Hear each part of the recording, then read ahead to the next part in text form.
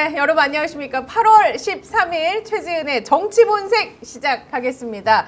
오늘 게스트부터 소개를 하고 이야기를 나눠보도록 하죠. 오늘의 게스트는 정치판의 흐름과 이면을 예리하게 분석하지만 본인의 목소리는 비호감이라 어떻게 해야 될지 모르겠다라고 고민하는 전기한 정치평론가 모셨습니다. 안녕하십니까? 안녕하십니까. 반갑습니다. 네. 아이고 김건희가 어제 밤늦게 구속되니까 정말로 묵은 채증이 싹 내려가서 제 목소리 비호감이라고 느끼지만 비호감이지만 그래도 기쁨의 표현을 좀 해야 되겠다 이 생각을 했습니다. 그 기쁨의 표현 저희가 이분 소개하고 같이 함께 나눠보도록 하죠. 일단 소개를 해드려야 되니까 역사학자가 보는 지금의 형국은 어떠한지 광복을 외쳐야 되는 그런 심정인 건지 한번 물어보도록 하죠. 백이성 역사학자와 함께합니다. 안녕하십니까? 안녕하십니까? 네. 반갑습니다.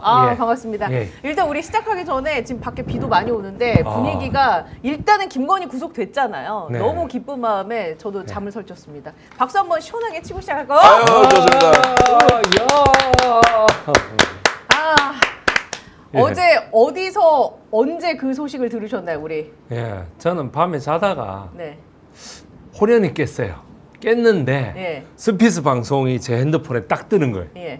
떠서 구속됐다라는 그 유튜브 방송이 딱 떠서 이야 구속이다라고 제가 했던 기억이 있습니다. 드디어 구속이 됐는데 어제 방송하셨잖아요. 그 시간에. 제가 이제 좀 졸다가 자다가 이러다가 12시 넘어서 구속됐다는 소식을 듣고 바로 이제 노트북을 좀 켜서 그런 일이 있을 때마다 제가 이병철 변호사님한테 직접 전화를 해서 지금 밤에 방송되겠습니까? 라고 하니까 이것은 이제 녹음해서 하는 것보다 아예 라이브로 켭시다 해서 사실 방송 좀 화면은 보기가 좀 불편하지 않습니까? 맨 얼굴에 그냥 아무 자막도 없이 좌우상도 없는 상황에서 이렇게 이제 방송을 하는데 거기다가 또 어제는 방송을 하다 보니까 막 준비하는 중에 경황이 없어서 우리 집사람이 잠깐 옆으로 지나가는 장면도 나오고 야 이거 명구스럽더라고요. 지금 이게 얼마나 좋습니까 뭐. 자연스러운 거지. 그렇게 해서 이제 어제 방송을 했는데 한 7, 8천 명이 들어와서 방송 보신 것 같아요. 오늘 아침에 보니까 또 한 15만 회 정도 조회가 돼 있던데 그 중에 한 명이 접니다. 그렇습니다. 그래서 이제 얼마나 이제 열망하고 있었는지. 그런데 차이는 조금 나더라고요. 윤석열 재구속 때는 초긴장 상태에서 구속이 되느냐 안 되느냐 그때는 아예 실시간 방송을 하고 있던 중에 제가 구속 소식을 듣고 막 그렇게 해서 이제 더 좀 강도 높은 방송을 했는데 어제 같은 경우에는 김건희 구속될 줄 알았는데 일반적인 예측이 밤 12시 전후에는 이루어질 것이다. 왜냐하면 영장실질심사가 4시간 25분 됐으니까 모든 걸 부인했다는 거 아닙니까? 뭐 질문하고 답변할 거 없다. 그래서 김건희 건은 빨리 끝난다라고 했는데 이제 밤 12시를 넘기자마자 영장 발부를 했다라고 이제 하니까 사람들이 자정 직전입니까? 저는 이제 12시 5분 정도에 이 소식을 들었는데 전후에 이렇게 이제 결정을 냈다는 것은 증거인멸의 의뢰에 대해서는 뭐 확실하다, 너 뭐 빼박이다 이제 이렇게 결론이 나서 많은 분들이 이제 새로운 역사적인 전환점 위에 우리가 어제 그 순간에는 다 서 있었다. 저는 그렇게 판단했습니다. 그렇습니다. 진짜 저는 만감이 교차하더군요. 왜냐하면 이제 좀 김건희가 잡혀 들어갔으니까 저 꼴을 좀 안 볼 수 있을까라는 마음과 더불어서 이제부터가 시작이겠다. 얼마나 많은 것들을 헤쳐먹었는지 우리가 낱낱이 끄집어내서 싹 밝혀내야겠다. 역사적으로 그런 단죄가 굉장히 중요하지 않습니까? 단죄가 중요하죠. 어떻게 해야 됩니까? 단죄. 마리 앙뚜아네트를 보십시오. 마리 앙뚜아네트는 그렇게 단도대에서 목이 잘렸는데도 불구하고 지금 프랑스에서 또다시 마리 앙뚜아네트가 억울하다. 전혀 억울하지 않습니다. 제가 봤을 때는. 마리 앙뚜아네트 억울하다. 아니다. 전혀 억울하지 않다. 그런데도 불구하고 계속해서 그 말이 나오고 있다. 김건희는 요번에 16가지입니다. 16가지. 13가지가 구체적인 혐의고 14호, 15호, 16호는 1에서 13호까지를 쭉 하는 과정에서 권력 은폐가 있었는가, 인지수사가 됐는가 이런 거를 다 보는 거거든요. 따라서 뭐냐면은 13가지나 되는 엄청난 죄과를 두고 있는 이런 여자는 없습니다. 이거는 중국 청나라의 서태후도 이렇지는 않습니다. 역사적으로 예. 악녀들 있지 않습니까? 예, 예. 누구 있습니까? 악녀들. 예, 중국의 서태후. 서태후. 예. 또 서태후 그다음에 저기 뭐야 저 프랑스의 마리 마리 앙뚜아네트. 앙뚜아네트. 예. 그러면 뭐 예, 뭐 우리나라의 명성황후 뭐 예. 이런 사람들이 다 그렇게 되겠죠. 그 필리핀에 이 누구 있잖아요. 이멜다. 이멜다. 예, 이렇게 예. 해서 그 비교를 하신다면 이멜다, 서태후, 마리 앙뚜아네트, 명성황후, 김건희 네. 비교한다면 누가 악녀 베스트 아유, 넘버 원? 저는 16가지나 이렇게 되는 경우는 없다니까요. 저는 확실합니다. 김건희입니다. 제가 봤을 때. 아, 김건희다. 예, 예. 저희들은 실시간으로 이제 세상을 살고 있지 않습니까? 예. 그래서 윤석열, 김건희 부부의 동시 구속이 어떤 역사적 의미가 있는지, 그리고 김건희가 지금 벌려놓은 국정농단 네. 나와 있는 16가지는 이제 보이는 것이고요. 예. 보이지 않는 않는, 국정농단은 해외에 나가 있는 엄청난 개발 사업, 그리고 이제 원조 자금 이런 것들, 실제로 마약 사건 지금 손도 못 대고 있지 않습니까? 예. 네네. 이런 걸 이제 본다면 범죄 집단의 수괴인데 우리가 특정 국가로 거론하기는 그렇지만 남미에서 마피아, 이탈리아의 마피아 조직, 남미에서 국제 마약 밀매 조직들이 정말로 총으로 사람을 쏴서 죽이고 어떻게 했던 것들보다 훨씬 더 잔인한 방법으로 대한민국이라는 나라의 남북한 전쟁을 유도해서 거기에서 수십만 명을 살상이 날 것을 이미 염두에 두고 계획을 세우고 범죄를 저질렀던 예. 그 사람의 죄상에 대해서는 지금은 중요성에 대해서 갑론을박할 수 있지만 경중에 대해서도 이런저런 의견이 다를 수 있지만 역사적으로 보면 이런 여자는 전 세계에서 처음이었을 수도 있다라는 판단을 해야 한다고 보고요. 요번에 김건희 특검 13가지의 구체적 죄목 중에 16가지. 아니 근데 16가지인데 13가지가 구체적인 일단 나와 있는 죄목이고 네네. 나머지 3개는 그걸 수사하는 과정에서 추가로 인지되는 예. 거 이렇게 나와 있거든요. 예. 혹은 대통령실에서 은폐된 사건이라는 이렇게 나와 있. 그러면 1에서 13부 사이에서 제7호 사건이 인천 마약 세관 네네네. 사건입니다. 나는 이게 빠져 있는 줄 알았어요. 그래가지고 엄청 욕하고 이랬는데 아니에요. 들어가 있어요. 예. 그래서 제가 마약 사건까지 건드릴 타이밍이 아직까지 아니다. 이건 한 9월 달쯤에 터뜨릴 모양이다. 그래가지고 뭐냐면은 지금 삼부토건하고 도이치모터스. 도이치모터스하고 그 서희건설에서 11층을 내줬다라고 하는 그 사무실 사건. 예. 그러니까 이른바 선거 사무실. 예. 윤석열의 당선 무효를 가져올 수 네. 있는 그 선거 사무실 사건만 해도 이렇게 분노스러운데 그것만 가지고 지금 구속됐다는 거죠. 세관 마약 사건 아직 시작도 안 했어요. 그렇죠. 예. 제가 백혜룡 경정님과 함께 통화를 해본 적이 있습니다. 아. 그랬더니 그분은 굉장히 지금 힘든 시간을 보내고 있는 것 같더라고요. 그래서 네. 저희가 좀 상황이 이렇게 정리가 되고 그것들을 끄집어내야 할 타이밍에 그분을 한번 직접 모셔서 얘기를 또 이야. 들어보도록 자, 하겠습니다. 이 부분도 이제 미리 좀 예. 짚어놔야 될 것이 지금 윤석열, 김건희가 구속되기 전과 이제 두 사람이 구속이 됐지 않습니까? 그러면 전혀 다른 우리의 이제 그림이 지금부터는 펼쳐질 수 있다. 어떤 그림입니까? 자, 지금은 김건희, 윤석열이 구속되지 않아서 어쨌든 자유로운 상태에서 뭔가 진술도 하고 발언도 하고 그 사람 행동 하나하나가 우리에게 관찰이 됐지 않습니까? 그러면 이제 구속이 돼 버렸으면 이제 남아 있는 것은 추가적인 수사, 조사 그리고 기소가 되어서 재판받는 과정. 이제 자유의 몸이 아닌 상태죠. 네네. 그러면 철저하게 두 사람과 그리고 두 사람을 변호하는 변호인의 메시지 외에는 행동으로 확인할 수 있는 게 아예 그렇죠. 없습니다. 그 감방에서 지금 오늘 밥을 먹었는지 안 먹었는지 예. 오늘 아침에 식사를 정말로 김건희가 했을까 하지 않았을까는 매우 궁금하고 예. 두 번째는 이 여성이 거기에서 잠은 제대로 잤을까 안 잤을까라는 부분에 대한 것도 궁금하지만 내부에서 정보를 주지 않는 이상은 우리가 확인할 길이 없지 그렇죠. 않습니까? 그렇죠. 일거수일투족에 대해서 전혀 모르는 것. 그러면 남아있는 것은 자, 수사, 조사, 수사, 기소 재판의 과정만 이제 볼 수 있는데 이때 국민들의 관심이 더 높아질 것이냐 아니면 오늘부터 화면에 이제 사라져 버린 거예요. 감옥 안으로 들어가 버린 거예요.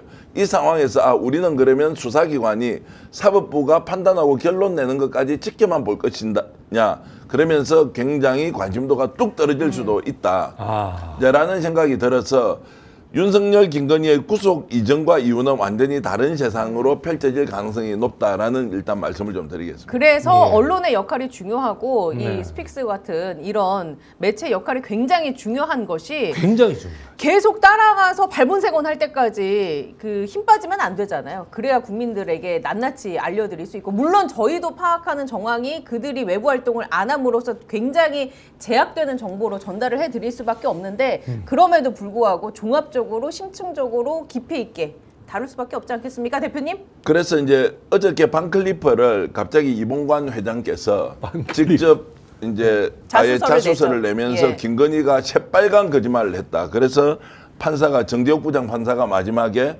반클리퍼 이것을 받은 적이 있냐 없냐고 했을 때 이제 이게 모든 게 이제 전문 용어로 하면 뽀롱이 났어요. 다 드러나 버렸는데 김건희는 거기서 어떻게 대답해야 돼요? 아니요. 아, 제가 기억을 잘못했습니다. 받았습니다라고 하면은 그나마 정상 참작인데 거짓말을 너무나도 중청적으로 예. 그리고 복합적으로 해놨기 때문에 김건희가 어떻게 빠져나갈 길이 없다라고 하니까 그냥 부인을 해버린 거예요. 네. 이게 이제 명백한 구속 사유, 증거인멸의 빼박 증거다라고 국민들이 인식하게 하면서 김건희는 감방으로 갔거든요. 네. 그런데 여기서 더 중요한 것은 이봉관 회장이 왜 지금 이 시점에 자수서를 냈느냐. 그러면은 이 제품을 주고받은 것으로 모든 거래관계가 종결이 됐나? 대통령으로 취임하니까 기분 좋아서 반클라퍼 플러스 목걸이 한 개 더 나왔습니다. 팔찌도 또 하나 있습니다. 더 팔찌도 하나 더 예. 나왔습니다. 아, JTBC가 팔찌가. 단독 보도를 예. 했습니다. 네. 자, 이런 것들이 주고받은 교우 관계에서 그냥 서로 호감이 있으니까 선물을 주고받은 정도냐. 자, 여기까지만 그러면 수사할래? 라는 질문을 우리가 던지는 겁니다. 네. 아, 그래요? 선물을 주고받았으면 이거 뇌물죄에 해당됩니까? 아니면 뇌물죄가 아닙니까? 혹시라도 예를 들어 김영란법 위반 정도냐? 라고 하는 것은 빙산일각이라는 것이고, 그렇죠. 그걸 줌으로써 받게 됐던 구체적인 국정농단의 사례까지는 수사를 할 거냐 말 거냐 하는 것은 누가 관찰하고 누가 감시를 한다는 겁니까? 특검 마음대로입니까? 여죄의 마음대로입니까? 엿장사가 그냥 여기까지만 할게. 치는 거 여기까지 할게 라는 것이 제 눈에는 보여서 네. 이 이면에 구체적으로 김건희와 서희건설이 어떤 거래를 했는지 반드시 파헤쳐야 하는데 누군가 추적자가 있어야 되지 않겠습니까? 그렇죠. 이런 말씀을 제가 그 드리는 추적자 역할 하시겠다는 말씀입니까? 아니 뭐 저희들도 한계가 있지만 어쨌든 언론이든 네. 아니면 국회든 이 문제를 아 그래 김건희 감방에 넣었으니까 다른 거 돈 갖다 준 놈은 뭐 별로 처벌 안 받아도 되지 다 끝내 뭐 이렇게 해서 가든지 네. 이것을 우리 국민들이 용납하지 않는다면 네. 국회가 나서고 언론이 나서서 끝까지 추적해서 이런 방식으로 사업하는 놈은 절대로 사업을 못하게 해야 한다.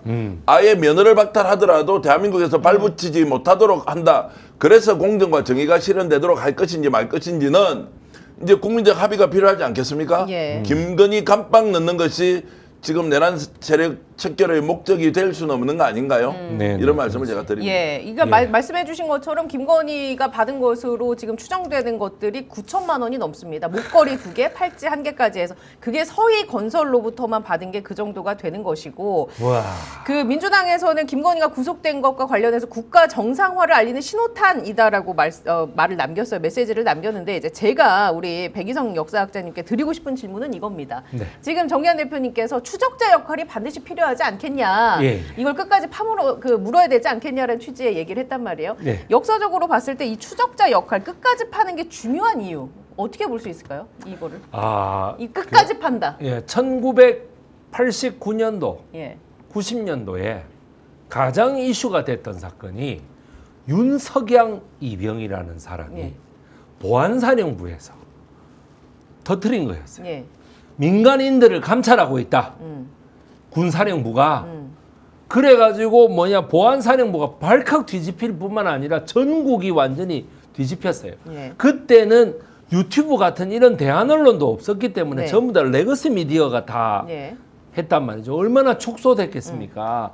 그럼에도 불구하고 명단이 다 까발려져서 아주 대단하게 했단 말이에요. 그런데 그러고 나서 있죠. 막 묻혔습니다. 묻혔습니다. 이게. 아무도 관심 안 가졌어요. 아니 그다음 오면 예. 뭐 그래 해서 노무현 그다음에 김영삼 근데 김영삼은 말이죠. 그때 당시에 통일민주당의 당수 아닙니까? 예. 평화민주당 당수의 김대중과 함께 민간인 사찰 그 안에 들어가 있었단 말이에요. 이렇게 되니까 사람들이 이거 이상한데 생각했는데 진실이 언제 밝혀졌느냐? 예. 2017년도에 밝혀졌어요. 2007년도에. 2007년도에. 예. 무려 사건 발생 17년 만에 이 진실이 밝혀졌어요. 원래 노태우가 1988년도에 총선을 해보니까 뭐냐면 저거 민정당이 쪼그라들었잖아요. 예. 왜냐하면 여소야대 정권이 네. 됐잖아. 그래 1년 동안 정치를 해보니까 너무 안 되거든. 그래 노태우가 이런 씨라면서 뭐냐면 쿠데타를 일으키려고 예. 했던 거예요. 그게 친위 쿠데타. 요번에 12월 3일 쿠데타를 일으키려고 했던 거란 말이에요.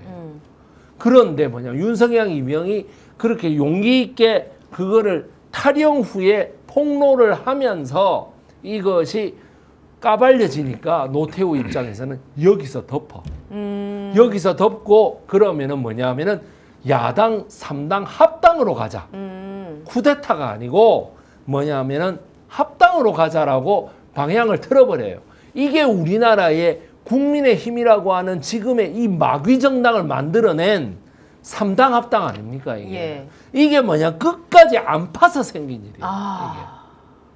안 그렇습니까? 예. 끝까지 안 파서 생긴 일. 네. 그러니까 그때 만약에 대한 언론도 있고 만약에 좀 레거시 미디어의 힘이 약하다든가 어떤 이 유튜브가 있었다면 그때 끝까지 봤더라면 청명 계획이라고 하는 노태우의 친위 쿠데타 계획이 다 나왔겠죠. 이미. 예. 2007년도에는 그 계획이 나와봤자 옛날에 그랬겠지 뭐. 지금의 국민의힘이 또 없을 수도 있겠네요. 네.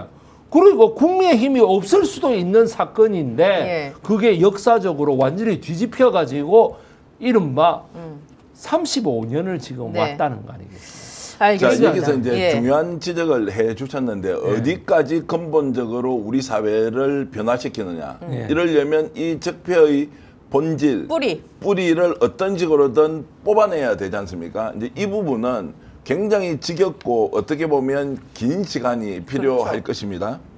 제가 이렇게 문제 제기를 비유적으로 해보겠습니다. 오늘 이재명 대통령이 어저께 김해에서 리포터 사고가 났습니다. 네. 현장의 근로자가 노동자가 생명과 안전을 기본적으로 지키는 일대에서 일을 해야 하는데 대통령이 얼마나 많이 강조를 했습니까? 네, 지금 그런데 리포터가 뭐 이렇게 쓰러지면서 끼임 사고가 발생해서 돌아가셨어요. 아휴. 대통령이 대노를 했습니다. 이것은 사회적 타살이라고 얘기를 했어요. 자, 이거 지금 현장의 안전 문제, 생명을 존중하는 이런 여러 가지 작업 환경을 바꾸는 게 오늘 대통령이 선언한다고 되는 게 아니지 않습니까? 얼마나 많은 구조적인 제도도 필요하죠. 그 제도가 현장에 적용되기 위해서는 훈련도 필요할 것이고 무엇보다도 그 현장에서 안전관리하는 사람들의 의식도 필요할 거 아니에요. 이것을 종합적으로 해결하는 것은 긴 시간이 걸릴 수밖에 없다라는 것과 제가 비유를 하자면 이번에 적폐청산은 겉으로 드러내서 적폐청산인데 윤석열 김건희 구속이다. 정권이 바뀌었다. 이걸로 끝나는 것은 정말로 예. 시작일 뿐이에요. 네.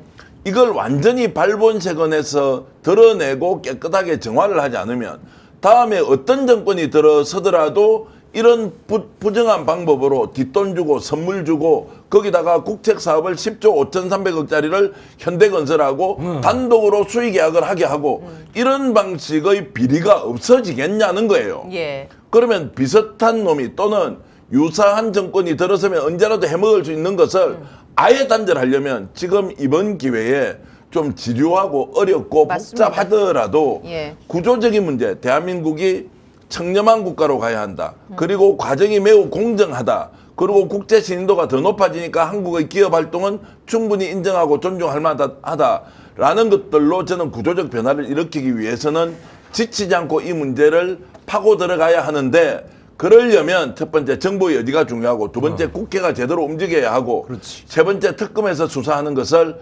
특정인을 봐줄 수 있다 없다에 대한 기준을 엄격한 원칙을 가지고 진행해야 한다. 서희건설은 분명히 저 정도 돈을 줬으면 엄청난 이권을 가져가실 것인데 그걸 밝혀내야 한다. 예. 그리고 우리 같은 유튜버 언론이 이제 있는 이상 거기에서 굉장히 자유로울 거 아닙니까? 저희들이 자본과 권력으로부터 자유롭다라는 전제로 가는데 이번 참에 이렇게 해서 많은 사람들이 방송을 보고 흥분하고 그리고 질타하는 거를 절대 기업은 이들도 돈만 주면 물러설 것이다. 광고 주면 물러설 것이다. 라고 하는데 현혹돼서는 안 된다. 반드시 그들도 잘못을 바로잡고 국가가 정상적으로 정상화하는 데 기여하는 기업으로 이제 변모해야 한다는 말씀을 예. 드립니다. 바로 저 이봉관이라고 하는 서희건설 회장이 그렇게 자소서 아니고 자수서.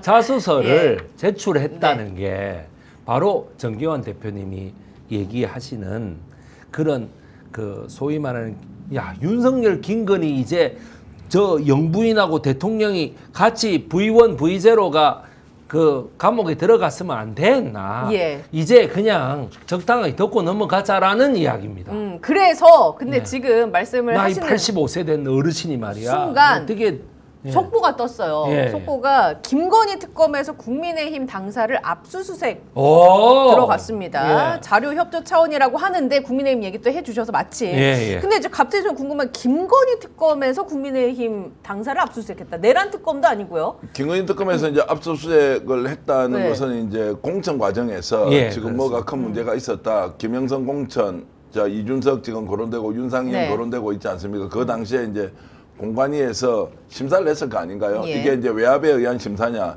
실질적인 절차에 의한 이제 투명한 심사였느냐 이런 건 이제 가리기 위해서 이제 들어갔다고 보는 게 맞을 것 네. 같고요. 이것은 어쨌든 압수수색 사유가 그렇죠. 이제 있는 예. 거 아닙니까?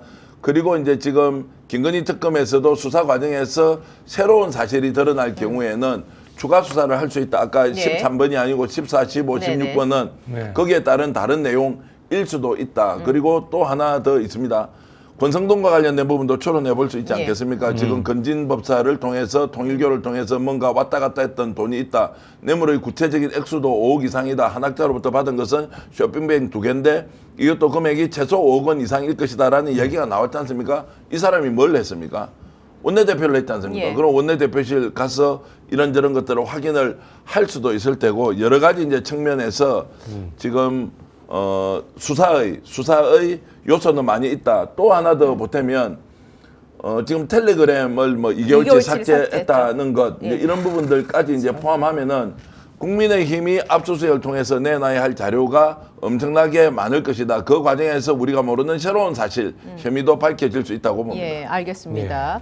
아니 그 김문수 같은 경우는 김건희 구속되니까 이 대통령이 법위에 군림을 하고 이 김건희 구속은 정치적 복수의 눈먼 행위다. 헌정사에 유례없는 폭거가 벌어졌다라면서 입장문을 냈는데 저는 정말이지 국민의힘이 왜 이러는 걸까? 아니 뭐 네. 어떻게 해야 됩니까? 아직까지도 자기네들을 열렬하게 지지해주고 있다고 생각하는 16%를 향한 메시지를 계속 던져야 되겠죠. 예. 예. 아직도 내라는 계몽령이고 아직도 뭐 윤석열 김건희는 뭐 마리 앙뚜아네트 같은 그 지금 프랑스 극우들이 주장하는 억울한 이미지. 뭔가 예쁘면서 그러니까 뭐 억울한 이미지. 네. 뭔가 아니 말이 앙따냈던 성형수술은 안 했을 거 아니에요? 안 했지. 안 했죠. 예. 그러니까 억울한 이미지로 만들고 싶은 거죠. 만들고 싶은 건데 그게 16%밖에 안 먹어준다는 거 아니에요, 지금. 전국에. 네. 나는 이 16%의 정말 두뇌를 한번 검사해보고 싶어요, 정말. 이게 이제 어떻게 해결되겠느냐. 김문수의 논리는 그 말 자체에 대한 것들을 옳고 그름을 이제 따지기 전에 저런 식으로 나와서 이제 국힘이 폭망하는 길에 더 가속도 또는 이제 뭐 기름을 끼얹는 이런 이제 형국인데 저는 이제 정치적으로는 끝까지 통합하고 타협하고 국민들을 설득하는 것이 필요하지만 논쟁의 현장에서는 이렇게 주장하는 사람들을 이해하면서 그렇게 할 수도 있다라고 볼 것이냐. 이제 저희들은 농객이지 않습니까? 평론가지 않습니까? 저는 철저하게 우리 역사 강사 백이성 선생님도 백이성 TV를 하고 계시지만 이것은 국민들이 선택하도록 전쟁해야 한다. 정치는 최종적으로 통합을 목적으로 국정 운영을 하는 대통령은 국민의 대통령이기 때문에 그렇게 가야 하지만 이렇게 말도 안 되는 논리를 가지고 사람을 현혹시키고 세뇌시키고 하는 방식의 논리에 대해서는 다양성이라는 이름으로 우리가 같은 공간에서 토론하고 논쟁하는 건 안 된다는 거예요. 안 돼. 전쟁을 해야 한다. 예. 일제 식민지 치하에서 식민지가 정당화될 수 있다라는 주장과 그때도 독립운동을 내가 직접 나서서 못했지만 일제 식민지는 정말로 있어서는 안 되는 역사적 현실이라는 이 두 가지를 같은 공간에 올려놓고 다양성이라는 이름으로 토론할 수 있습니까? 저는 절대 불가라고 봅니다. 정치는 그것을 극복하면서 가야 되는 것이니까 대통령은 그렇게 할 수 없지만 바깥에 나와 있는 평론가나 농객들은 이 문제는 전쟁을 하듯이 싸워야 한다. 김문수가 죽는 게 중요한 것이 아니라 15%의 국민들이 김문수를 여전히 이런 논리에 추종하고 있다는 사람들과는 논리 전쟁을 하지 않으면 우리가 대한민국을 정상적으로 만들 수 없다라는 좀 언급을 하고 싶습니다. 자, 지금 실시간 동접자가 9,000분을 넘어서 이제 10,000명을 향해 가고 있습니다. 이야. 여러분 구독, 좋아요 눌러주시고 스픽스볼도 많이 사랑해주시고 뭐 널리 좀 알려주시면 감사하겠습니다. 정치본색 월화수목금 매일 아침 10시 50분에 찾아오고 있습니다. 자, 전쟁을 하듯이 싸워야 한다라고 얘기해 주셨어요. 네. 역사 독립군이시니까 네. 우리가 전쟁하듯이 어떻게 싸워야 합니까? 그러면 이 어쨌거나 한때 권력을 누렸고 지금 거악의 뿌리로 꼽히고 있는 이 국민의힘 그 일당들. 예전에 문재인 대통령이 5년 만에 정권을 국민의힘에 뺏겼지 않습니까? 그럼 우리가 3년 만에 다시 찾아왔죠. 그 5년 뺏기기 전에는 한 번 잡으면은 10년은 하는 게 법칙이었어요. 김대중 대통령, 노무현 대통령. 같은 정파죠. 그 다음이 이명박 대통령, 박근혜 대통령. 그렇게 이제 두 번은 했습니다. 박근혜 대통령 중간에 날라갔지만 어쨌든 뭐 한 9년 정도 했다고 보고 그 다음에 이제 문재인 대통령이 했는데 그 다음에 5년 만에 정권을 줬죠. 그리고 다시 3년 만에 정권을 뺏겼습니다.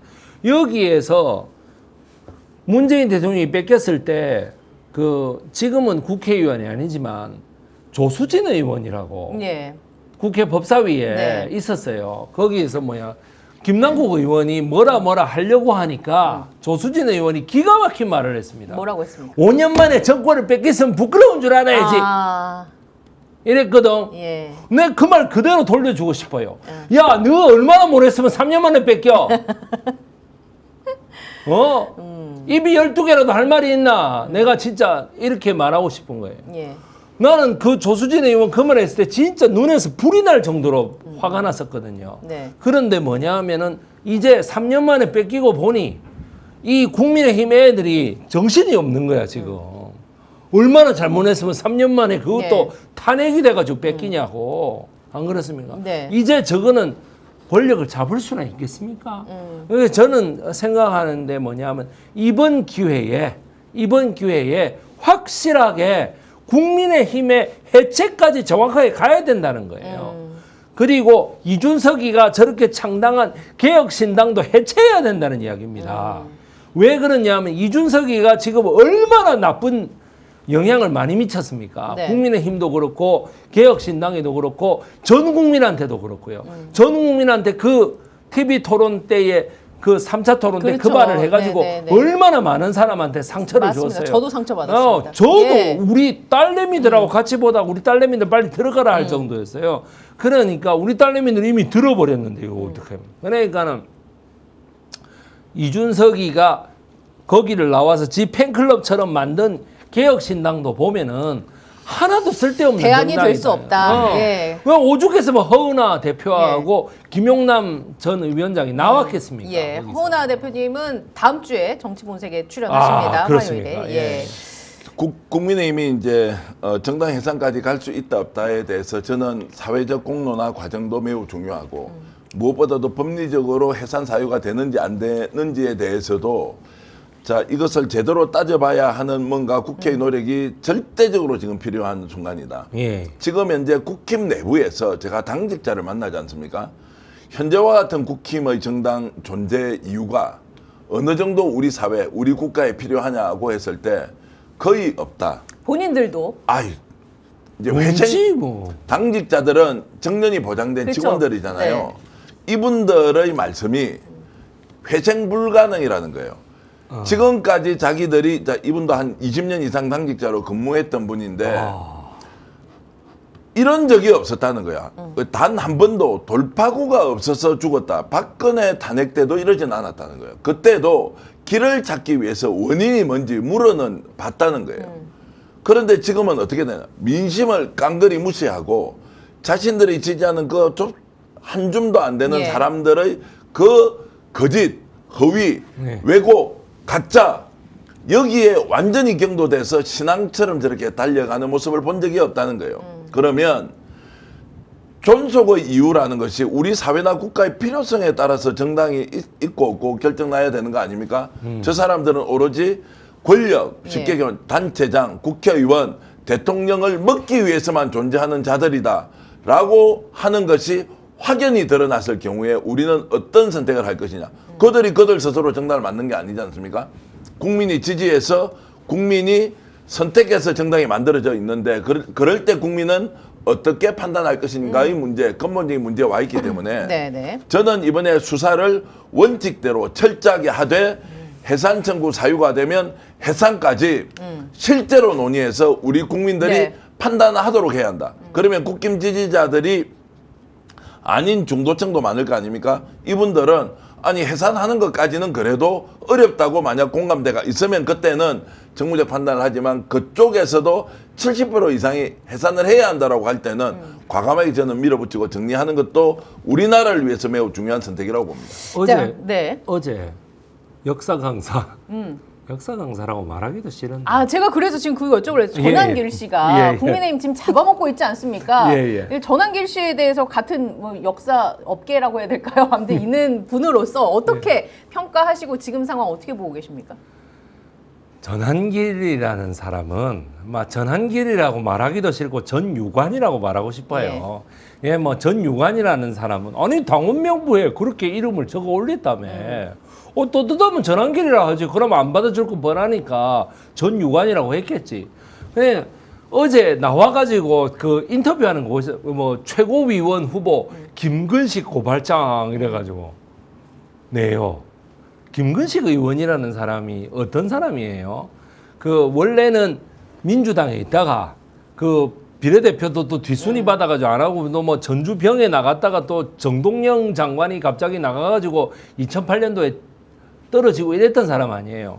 그러면 또 저 국민의당 거기에서도 비례대표 네, 7번을 네. 받았는데 나를 무시하나 하고 떨어치고 나갔는데 다시 7번 국민의당 바람이 불어가지고 7번까지 됐다면서요.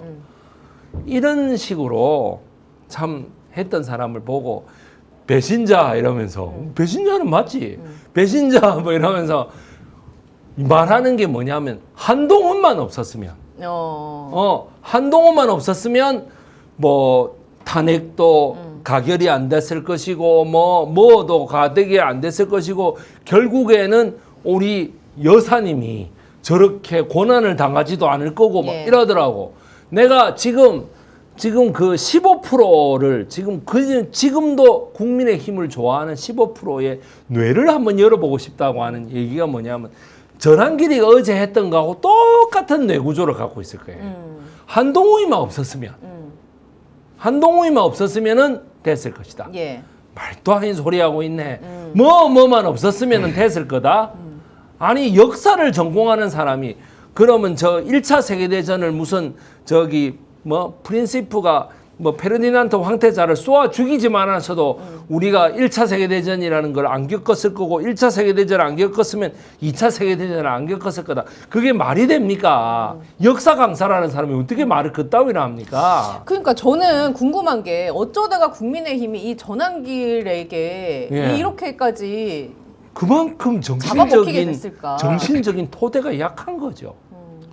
그만큼 정신적인 토대가 약한 거예요. 그럼 전한길은 역으로 강합니까? 역사적 토대나 이런 것들이? 지금 유일하게 하나 내세울 수 있는 게 그거니까 모든 당력에서 전한길을 밀어주고 있는 거예요. 전한길에 대한 평가는 아주 한마디로 하자면 개코죠 뭐. 아이고 무슨 예. 정신적으로 보는 것 이제 측면도 있겠지만 더 중요한 것은 실제로 전한길 또는 전한길을 추종하는 사람 또 정광훈 세력 그리고 이제 소년보라고 있지 않습니까? 예, 세계로. 에 있는 예, 그럼. 이제 그 세력들이 어떤 식으로든 통일교 그다음에 지금 신천지 이렇게 이제 연상되는 군들이 있지 않습니까? 예. 이들이 당원 가입을 엄청나게 해놨고 실제로 전당대회든 또는 당대표 경선에서 영향력을 행사했을 것이다라고 확정하고 있지 않습니까? 이 사람. 네, 그렇습니다. 확정을 하고 있습니다. 이제 네. 그 전제로 지금 이제 전환기라는 사람을 보니까 전환길이 저렇게 큰 소리 치는 것은 정신적인 뭐 교주다, 뭐 특별한 믿음이다 이런 거 아니고 다 표로 계산되는 눈앞의 이익에 미쳐 돌아가는 거죠. 전환기의 발언에 대해서 눈앞에 이익도 이익인데 제가 그동안의 국민의힘 역사를 쭉 보면 항상 뭔가 이렇게 힘든 지점이 오면 외부에서 그런 어떤 메시 같은 존재를 찾았지 않습니까? 구세주 같은 존재를 그런 습성이 반복되는 건 아닌가? 그러니까 본인들이 그렇게 치고 나갈 힘도 없고 역사적 뭐 철학 이런 거 아무것도 없는데 뭔가 밖에서 그럴싸하게 얘기하고 선동하고 이게 표로 연결될 것 같아. 그러면 그 사람들한테 다 가서 읊조리고 조아리고 하는 국민의힘의 그런 행태가 반복되어 왔잖아요. 그래서 사실은 윤석열도 이렇게까지 온 거 아니겠습니까? 기반과 뿌리가 없으니까 이제 그것은 이제 체질 자체가 허약해지는 구조 위에 국힘이 존재했다라는 것은 어제 오늘 일이 아니지만 그렇다 하더라도 지금처럼 바깥에서 10만 명이 들어와서 당을 장악하는데 이들이 아예 극단 세력이에요. 이렇게 했던 적은 없었어요. 그 움직임이 있을 때는 국힘도 자정 노력을 통해서 정통보수 또는 개혁보수가 어떤 식으로든 이들을 밀어내고 바깥에 나가서 이제 정당들이 소위 말하는 극단 정당들 있잖아요. 이렇게 만들어서 외부에서 이렇게 이제 생존을 했지. 정당 안으로 들어와서 국힘을 잡아먹겠다라고 하는 것은 제가 처음 보는 장면이고 전환길에 대해서 한 말씀 드리면 이분이 경북대 출신 아니에요. 대구 사람이지 않습니까? 경북사대. 우리 참고로 우리 역사 강사 백이성 역사 독립군은 부산 분이세요. 제가 이제 영남 지역에 살면서도 이렇게 정반대의 활동을 하고 있는데 이것도 좀 대비가 되지만 또 본인은 굉장히 불쾌하게 생각하시겠지만 아주 불쾌합니다. 전환길에 대해서 제가 말씀드리면 전환길의 눈에는 국민들이 실제로 개돼지로 보이지는 않을 거 아니에요.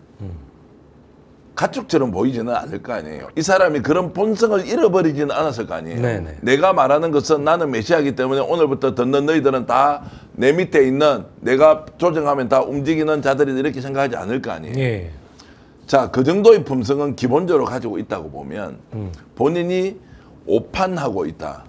국민은 너처럼 무식하지 않은데 너가 국민이 무식하다는 전제로 하는 그것이 너무나 수준 이하다. 지금 현재 본인이 펼치는 논리, 근거라는 것이 완전히 수준 이하예요.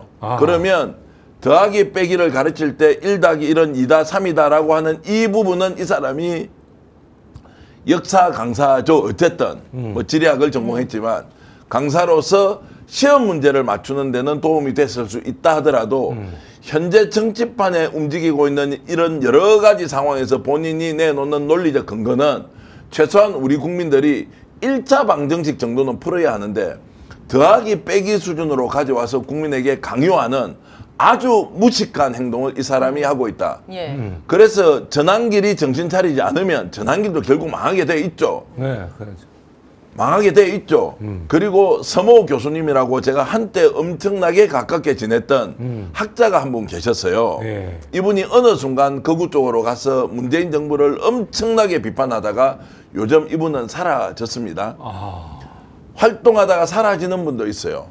깨달음인지 아니면 여기에서 신문이 난 것인지 이런저런 것들을 종합해보면 전환길 정말로 최소한 지식인으로서 양심이 남아있으면 저런 행동하지 마라. 국민은 당신이 생각하는 만큼 정말로 수준 떨어지는 사람들이 아니다. 실제 수준은 당신이 떨어지는 것이지 국민이 떨어지지 않는다. 사라지지 못한다.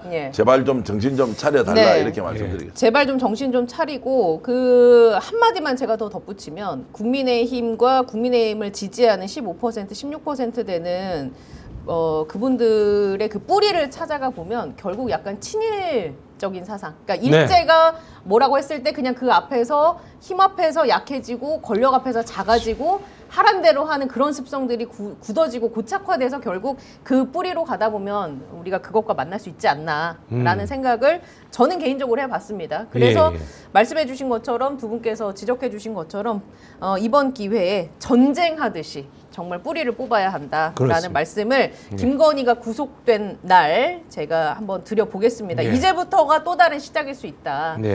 말씀을 드려보고 김건희 얘기 좀 해보죠. 조금 더 해보겠습니다. 일단 뭐 수의로 옷을 바꿔 입었겠죠. 김건희가. 수인 번호가 뭐 몇 번이 나왔는지 모르겠는데 머그샷도 찍었을 것이고 아침 식사는 식빵, 잼, 소시지가 지급이 됐는데 이제 점심 때니까 또 메뉴를 봐야겠군요. 김치찌개. 김치찌개입니까? 예. 예. 돼지고기 김치찌개. 먹었을까요? 그렇게 돼 있던가요? 오늘 예. 약간 양식으로 나오는 것 같던데. 아니요. 아, 오늘은 예. 돼지고기 김치찌개. 예. 그 식당까지 조사를 해 오셨군요. 그리고 이제 뭐 한 끼당 식사가 국가 예산으로 1,700원, 1,733원. 예, 정도 이제 네. 되는 네. 것 같고. 네. 저는 뭐 김건희가 잠을 잤겠나 못 잤겠느냐, 아침밥을 먹었겠나 못 먹었겠나, 잠은 못 잤을 것이고 아침 식사도 못했을 것이다라는 거고, 이걸 이제 현실로 받아들이느냐 마느냐, 지극히 개인적인 공적 인물에서 사인으로 돌아간 개인으로서 이 상황을 어떻게 이제 받아들일지 아마 감당을 못 하고 있을 거예요. 정신이 혼미한 정도가 아니라 정리정돈이 안 될 거예요. 일단 이 상황이 벌어져 버렸어.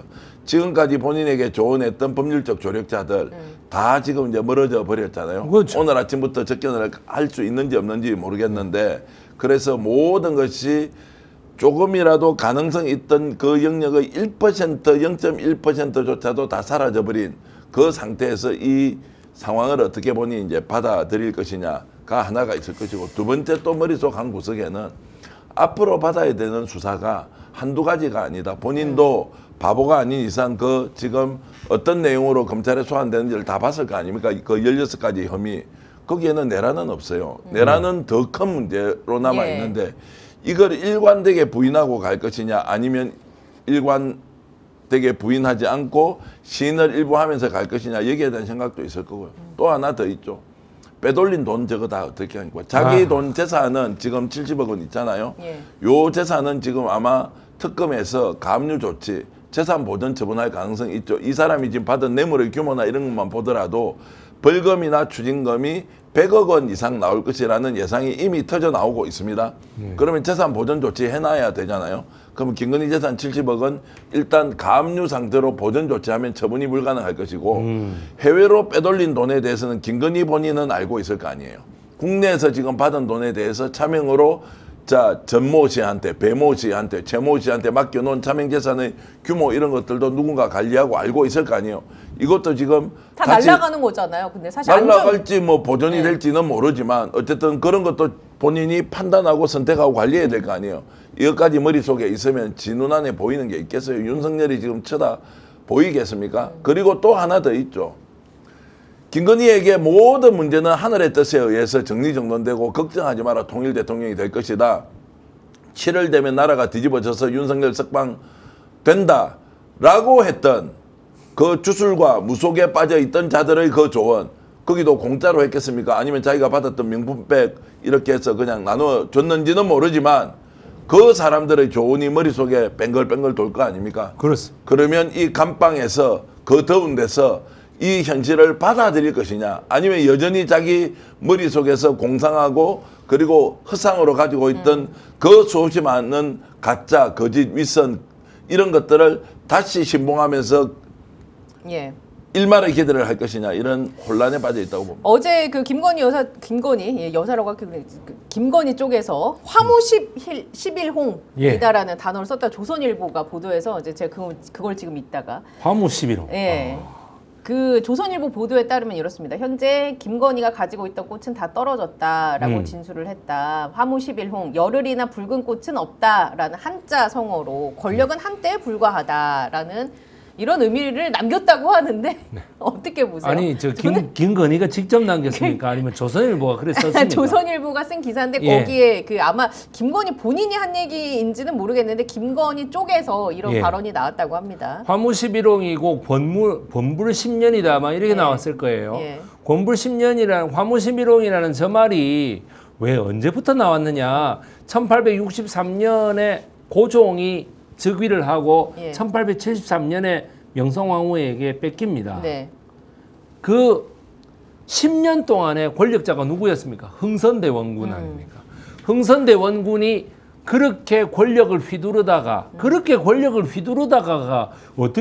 휘둘렀는지 혹시 아십니까? 어떻게 권력을 아나운서님. 휘둘렀습니까? 이거 천주교 신자들을 그 10년 동안에 무려 3,000명 가까이 죽였지 않습니까? 박해를 하고.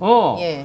뭐니 해도 천주교 신자들을 그렇게 3,000몇백 명을 죽이고 그다음에 안 알려진 것까지 하면 한 2만 명은 될 거라. 그다음에 또 저 전국의 서원을 60몇 군데를 다 없애버렸잖아요. 그렇게 엄청난 권력을 하다가 어느 날 뒷방 늙은이로 앉았단 말이에요. 그러니까 야 많은 사람들이 그랬어요. 권불 10년이다. 권력이 10년을 못 간다. 그런데 이제 그거에 좀 판소리적으로 뭔가 대꾸를 하나 만들려고 하니까 화무 11홍이다. 열을 가는 꽃은 없다. 그리고 10년간은 권력도 없다. 이렇게 해야 라임을 맞춘 거군요. 한시의 구조거든. 그래서 그렇게 나왔단 말이에요. 제가 늘 하는 말인데 조선일보는 말을 그렇게 하지 마세요. 조선일보도 지금 당해요. 조선일보는 무슨 권불 100년인 줄 아세요, 지금. 조선일보가 지금 1980년에 그 언론 통폐합 때에 그렇게 그 군사정권 전두환 신군부에 잘 보여가지고 전부 다 그 특혜를 받고 1980년부터 동아일보를 압도적으로 뒤지고 있던 동아일보를 역전한 거 아닙니까? 그렇게 허문도라는 애가 그 전두환 밑에 가서 국풍 81이라고 하는 걸 일으키면서 조선일보가 그렇게 지배적인 구조. 왜냐하면은 국가기관 및 정부기관, 그 다음에 지방자치단체 이런 데에다가 전부 다 조선일보를 넣기 시작하면서 이게 역전된 거거든요. 화무 11홍에 대해서 전현희 의원은 이거 자체가 부적절하다라고 얘기를 한 게 그러면 김건희 씨가 꽃을 활짝 피웠던 적이 있다는 얘기냐라는. 꽃을 활짝 피웠으면 조선일보부터 폐간을 했겠지. 아니면 조선일보가 그걸 말이라고 하고 왔어요. 지금. 이미 이 사건은 끝났다라는 이 평을 전현희 의원은 했고요. 자, 오늘 이제 국민의힘에 압수수색을 했다. 김건희 어제 구속 결정이 되어서 지금 감방에 들어가 있다. 그리고 이제 인테리어 업체 또 21g도 압수수색을 지금 시작했지 않습니까? 21g이 시작됩니까? 대통령 관저 이전. 관저 이전과 관련해서 용산 이전과 관련해서 이제 하는 거는 증거가 상당 부분 있다, 확보를 했다라는 것과 구체적인 확인 작업에 들어가면 이제 관저 이전까지 갔다는 것은 자, 스크린 골프장도 나올 수 있죠. 두 번째는 사우나 시설도 나올 수 있죠. 이것은 지금 언론에 드러난 것이고 감사원에서 감사할 때도 일부 나온 게 있습니다. 거기에 있는 경호처 직원들이 뇌물을 먹고 구속이 된다 만다 이런 것들에 중요한 회사가 이제 21g인데 21g도 나와서 이실직고를 다 한다고 저는 봅니다. 다음으로 이어지는 게 중요하죠. 국가 예산을 가지고 특정 업체에 일감 몰아주기를 하면서 해먹었던 것과 그 과정에서 경호처가 주도하면서 외부에 있는 대기업과 연결되어 있는 꼴이 이제 제가 지금 이제 현대건설 문제로 자연스럽게 특검에서 수사를 할 것이라고 보는데 가덕도심공항의 10조 5,300억짜리 공사의 수의계약 과정에서 어떤 식으로 지금 저게 됐느냐라는 게 있고요. 오늘 방송에서 제가 처음 좀 말씀을 드리면 취재하고 있는 내용 중에 하나가 현대건설이 그거 말고도 부산시하고 사실상 단독으로 수의계약하는 형식은 아니지만 입찰해서 현대건설만이 공사할 수 있는 내용에 대한 또 국책사업, 시책사업에 적극적으로 지금 관여하고 있고 이것도 지금 최인호 전 의원이 면밀히 들여다보고 반드시 수사를 해야 한다는 것들이 지금 나오고 있고요. 더 충격적인 것은 지금 비가 많이 와서 이렇게 비가 많이 와서 경보음이 드는 것 같은데 지금 어디 좀 소리를 좀 줄여야 될 것 같은데요.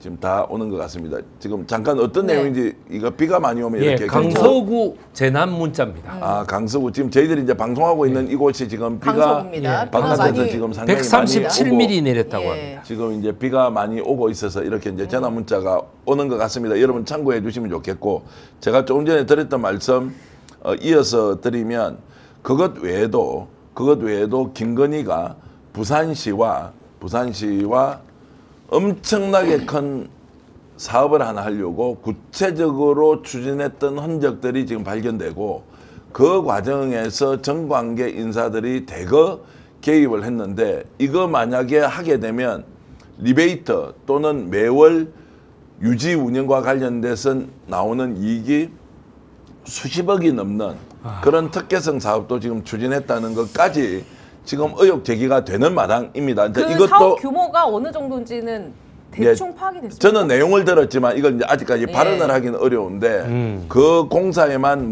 예를 들어서 한 1~2천억 원이 들어가고 그 과정에서 유치를 하고 이런 것들이 다 전시 컨벤션 사업 쪽이에요. 이게 이제 굉장히 큰 비리가 구체적으로 추진되는 과정에 정관계 인사들이 깊이 연루가 돼 있다는 것까지 증거를 가지고 특검에 제출하기 직전 과정이기 때문에 오늘 21g의 압수수색은 이것만으로 봐서는 절대 안 된다. 네. 아까 말씀드렸던 반클리프 목걸이가 5천만 원이든 8천만 원이든 두 개든 팔찌도 하나 있다든 이것은 드러난 선물이잖아요.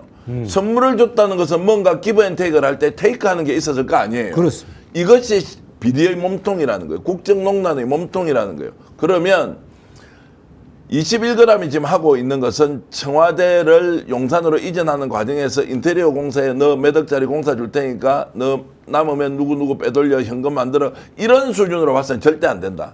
그것이 이루어짐으로써 경호처가 바깥에 있는 현대건설과 어떻게 연결이 되었고 그 고리가 가덕도 신공항 10조 5,300억짜리로 이어지는지가 몸통일 거 아닙니까? 예. 자, 그래서 이번에 특검에서 수사하고 있는 김건희 관련된 이 21g은 이제 빙산의 일각 중에 빙산의 모자가 나오는 것이고 모자 아래에 있는 얼굴과 몸통이 무엇인지는 지금부터 감시하면서 철저하게 수사해야 한다는 말씀을 강조하겠습니다. 진짜 자, 이제 예. 시작이네. 예. 이제 시작입니다. 참.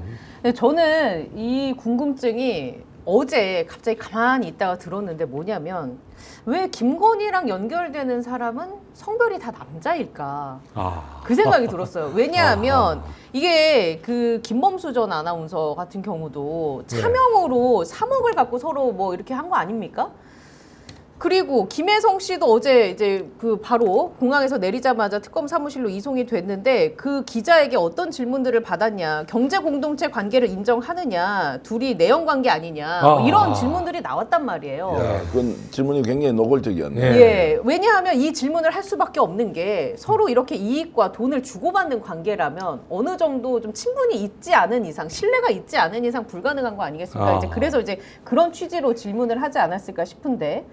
김범수 전 아나운서도 그렇고 지금 김혜성 씨도 그렇고 그 숱한 지금 연루된 모든 사람들의 성별이 다 남자, 여자가 나왔던 적은 단 한 번도 없어요. 그러면 저것만 빼고. 조만간 제가 여성 한 분을 공개할 수도 있습니다. 지금 뭐 여성도 연루된 사람들이 있고요. 지금 이제 그거는 이제 특수 분야 쪽으로 있는데 김건희는 정확하게 이야기하면은 성별에 대한 뭐 우선순위가 있다기보다는 돈이 우선순위이기 때문에 돈 되는 것이면 가능한 한 누구와도 정말로 연결해서 국정농단을 할 수 있다 이렇게 되는 거고요. 또 제가 취재 과정에서 뭐 들었던 얘기 하나 전해드리면 원래 돈이 많은 사람이 아니에요. 김건희는 20년 전만 하더라도 윤석열을 만나기 전에는 돈이 많은 사람이 아니었어요. 그렇죠. 예. 쉽게 얘기하면 브로콜링하고 브로콜링 뭔지 알죠? 거래관계 주선해주고 조그만한 거 있으면 남한테 이렇게 투자해놓고 뺏어서 부자 되고 이런 방식으로 계속 이제 사업을 키워왔죠. 본인의 모친이 그렇게 했지 않습니까? 최은순이라는 자가 얼마나 많은 사람들을 진짜 인생 전체를 아예 파탄으로 만들어 놨습니까? 그런 과정에서 정상적으로 돈을 번 적도 없고 그 돈이 어느 순간에 벌렸을 때는 그 뒤에 이제 바로 검찰이라는 권력을 동원해서 돈을 벌었으니까 갑자기 벼락부자가 되면서 이 돈 다 내가 해먹어도 되는구나. 그리고 어떤 경우에도 감옥 안 간다라고 하는 확신 가지고 있다가 김건희가 얼마나 지금 많은 사람을 다 감옥으로 쳐넣고 있습니까? 거기에 줄 서서 줄 대고 해먹으려는 자들과 집단적으로 지금 이제 멸망을 하고 있는 것인데 그래서 이게 돈에 대한 속성과 논리 모르고 무조건 찍으면 먹을 수 있다라는 것 때문에 더 큰 사고로 이어진다라는 판단도 하고 있습니다. 자, 지금 제가 이제 백이성 우리 역사 강사님께 여쭤보고 싶은 질문이 생겼는데 김건희에게 적용되는 혐의들이 굉장히 많지 않습니까? 역사학자의 관점으로 봤을 때 가장 중요한 혐의는 진짜 이거는 정말 우리 국민들이 끝까지 지켜봐야 한다라는 혐의가 있다면 어떤 게 있을까요?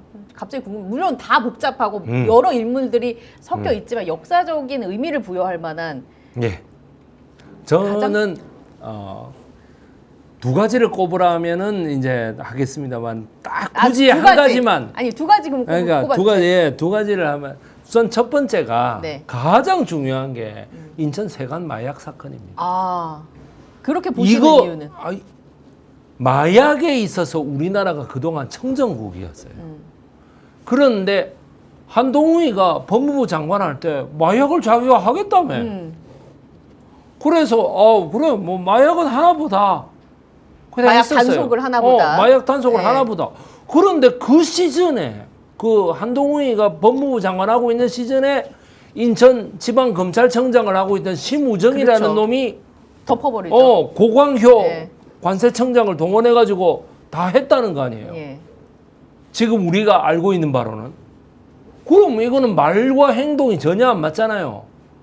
그죠? 예. 그러니까 뭐냐면 빨리 한동훈이의 입에서 진실이 나오기를 바랍니다. 저는. 한동훈이가 법무부 장관이고 이원석이가 그 검찰청장이고 심우정이가 인천지검장인데 네. 이 개통이 이걸 모른다고 2천억이나 되는 어마어마한 마약이 말레이시아로부터 들어왔는데 네. 아까 정계환 대표님이 말씀하신 대로 그게 동남아시아 산이든 남미의 카르텔에서 옮겨온 거든 간에 어쨌든 간에 말레이시아 조직을 통해서 우리한테 들어왔다. 그리고 그 전에도 몇 번 들어온 적이 있다. 예. 이거 빨리 밝혀야죠. 마약 때문에 나라가 망한 사례들도 있지 않습니까? 망했죠. 예. 청나라 망했지 않습니까?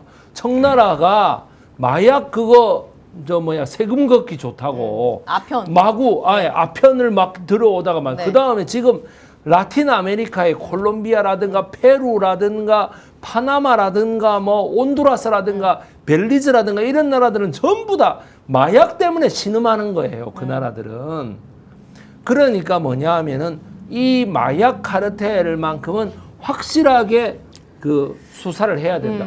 나는 요번에 상설 특검을 마약을 하고 이 김건희 특검에서 마약을 안 하는 줄 알았어요. 근데 들어가 있죠. 아니 그 목록을 이래 네. 보니까 그 7번째에 마약 사건 이래 있어요. 인천세관 마약 사건. 그러니까 뭐냐 하면은 인천세관 마약 사건은 이거를 한 9월 달쯤에 뭔가를 통해서 실마리를 풀어가지고 잡아드리겠거니 예. 그렇게 보고 있습니다. 그러니까 어쨌든 특검 그 혐의 목록 중에 들어가 있다라는 건 예. 특검도 뭔가 인지를 하고 있다는 거니까. 그럼요. 상황판을 네. 딱 그려가지고 알겠습니다. 민중기 씨가 딱 네. 그리고 있겠죠. 예. 그러면 한 가지 이제 인천세관 마약 사건 꼽아주셨고 혹시 예. 뭐 덧붙이실 말씀 있습니까? 한 가지 저는 더. 이제 김건희와 윤석열 두 사람이 지금 보여주는 행태에 아마 우리 머릿속에 오래 남아 있을 장면 하나를 제가 지금 정리를 해 보겠습니다. 김건희 윤석열에 대해서 지금 국격이 없다라고 지금 김문수가 얘기하잖아요. 정말로 김문수 후보를 지지하는 사람은 우리나라 국격을 위해서 윤석열과 김건희를 그대로 방면해 놓고 불구속 상태에서 재판을 하면 그게 국격을 유지하겠는지, 아니면 저런 정도의 자들은 반드시 감옥에 넣어서 처벌이 되고 법적 심판을 받도록 하는 것이 국격 유지에 도움이 되겠느냐라는 이제 질문을 제가 드리면서 우리 머릿속에 남아있을 윤석열 김건희에 대한 얼굴, 이 본색, 우리가 정치 본색이지 않습니까? 본색을 제가 한번 설명을 해볼까 하는데요.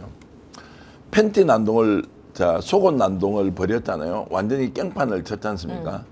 그러면서 윤석열이 보여줬던 국민에 대한, 이 사람이 검사 출신이에요. 서울중앙지검장을 했어요. 검찰총장으로 대통령을 한 사람이에요. 누구보다도 법 체계를 잘 아는 사람이 법을 완전히 무시하면서 깡패 짓을 한단 말이죠. 이 사람이 법률가 출신이야 아니야라고 하는데 윤석열이 마지막 보여주는 행태는 인간성을 아예 그냥 상실해버린, 도저히 공무를 수행했던 사람으로서는 볼 수 없는 행태를 보여주는 것은 우리가 쇼크를 먹어버렸잖아요. 자, 끌어낼 수 있느냐 없느냐는 좀 다른 문제. 창피함은 왜 국민 몫입니까?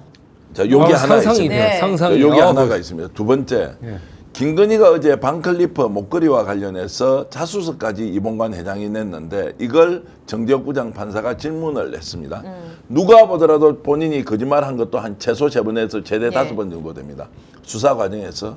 그런데 이 목걸이의 증거를 내놓고 이게 누구 겁니까? 라고 했을 때 본인이 받은 거 없습니까? 라고 하니까 없습니다라고 했습니다.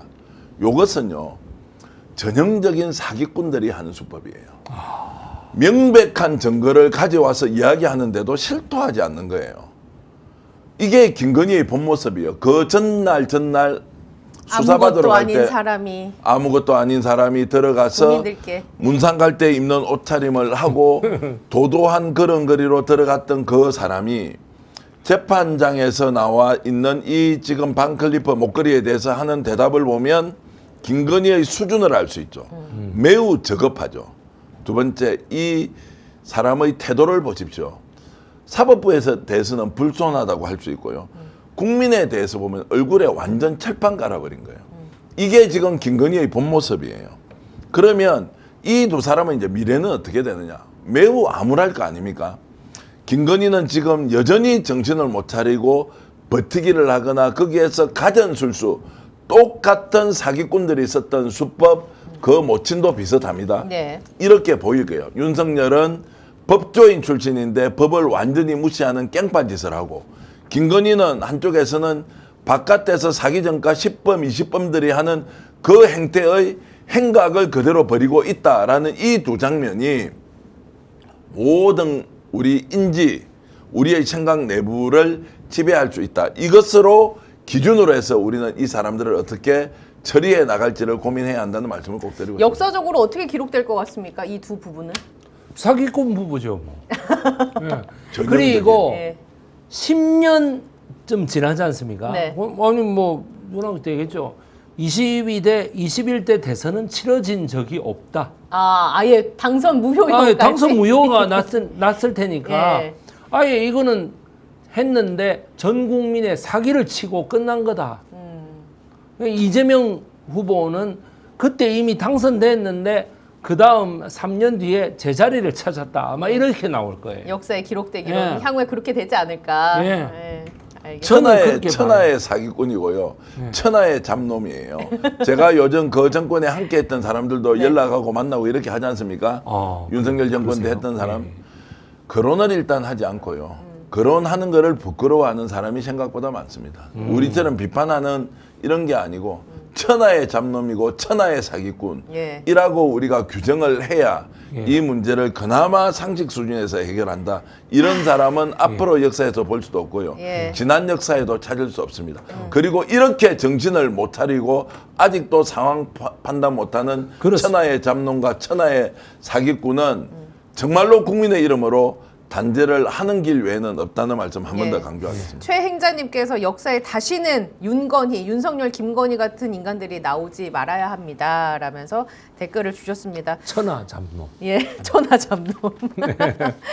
두 분과 함께 했던 이야기는 이제 여기서 좀 마무리를 하도록 하고 오늘 관심들 많이 가져주셔서 감사하고요. 앞으로도 계속 사랑해 주시기 바랍니다. 내일은 또 우리의 이정주 기자가 어제 저한테 카톡을 보내더니 월요일에 본인이 출연해서 서희건설 얘기를 했거든요. 그것 보라고 본인이 스픽스에서 제일 먼저 특종하지 않았냐고 저한테 연락을 했더라고요.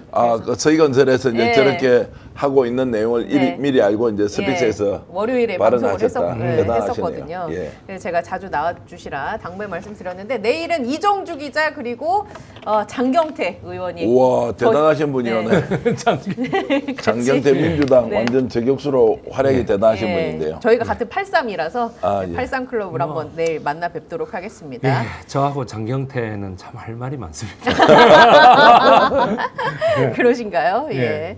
자, 두 분 너무 감사했고 보내드리기 전에 광고 말씀 좀 전달을 해드리겠습니다. 참 자랑스러운 제품 저 뒤쪽으로 보이시죠? 대한민국 전통식품을 대표하는 고추장과 된장입니다. 그 중에서도 명인 칭호를 받으신 두 분의 제품입니다. 대한민국 장류 발효 대전에서 최우수상을 거머쥔 정선자 명인의 맛 고추장, 그리고 대통령상을 수상한 이승희 명인의 맛된장. 홈쇼핑에서 이미 대박이 터졌는데 이 제품들을 대한민국 최저가로 어렵게 들고 왔습니다. 5통에 29,900원 명인의 손맛을 느껴보시기 바랍니다. 자, 그리고 뭐를 먹어야 할까 메뉴 고민이 될 때 온 가족이 좋아할 만한 음식이 바로 불고기입니다. 불고기 남녀노소 좋아하시죠? 네. 예, 누구나. 윤석열이 해장으로 그렇게 불고기를 잘 먹었다. 갑자기 그러면 그러니까, 안 팔린데도 지금 갑자기. 윤석열이 잘못했다면 안 팔리지. 아니 윤석열이 예. 그 아크로비스타 지하에 가면 불고기 전문점이 있대요. 예. 그래 거기에서 아침 해장으로 불고기를 거기랑 그렇게 잘 다릅니다. 먹어요. 아니, 계속 그 얘기를 하면 여기는 한우 툭불 한우 불고기. 툭불 불고기. 예, 남녀노소 누구나 좋아하는 밥도둑이고 예. 거기보다 훨씬 더 좋은 고기일 아니죠. 거라고. 불고기를 먹어가면서 윤석열을 욕하는 거죠. 씹으면서 이놈 새끼가 말이야. 이러면서. 뭉티기로 엄청난 품질을 선보였던 서현축산에서 뭉티기 맛이죠. 예, 비법 소스로 재운 툭불 한우 불고기를 준비했습니다. 이게 뭐 약간 가격 때문에 부담스러우셨을 수 있는데 저희가 특별히 한 팩 400g에 21,000원, 두 팩 38,000원, 세 팩에 53,000원 이렇게 준비를 했습니다. 한 팩만 구매하셔도 무료 배송을 해드리니까 여러분 이런 기회가 자주 오지 않아요. 툭불 한우 불고기도 많은 사랑 해주시기 바랍니다. 자, 두 분 오늘 감사했습니다. 빗길에 다들 우리 시청자분들도 안전운전하시고 잘 챙기시고 저희는 또 다음에 뵙겠습니다. 고맙습니다. 고맙습니다.